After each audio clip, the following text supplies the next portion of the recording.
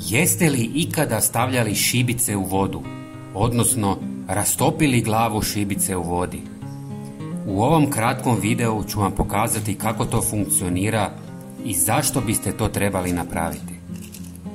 Prvo što vam je potrebno je 300 ml tople vode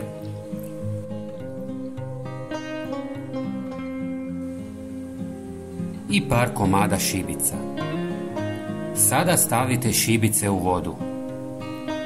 Nakon nekog vremena glava šibice se otapa u vodi i to je ono što smo željeli postići. Možete malo i promiješati kako biste ubrzali proces.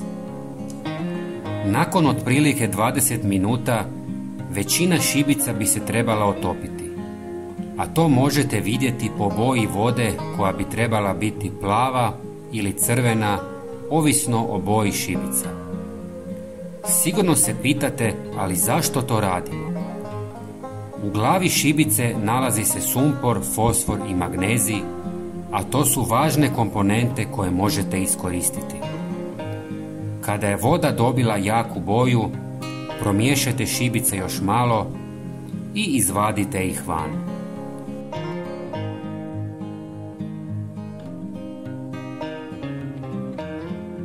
Sumpor i fosfor su važni sastojci za vaše biljke, ojačati će korijenov sustav i spriječiti štetočine u zemlji.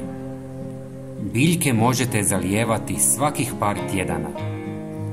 Dragi prijatelji, svakako se pretplatite na naš kanal i podijelite ovaj video sa prijateljima. Hvala vam puno. Pozdrav!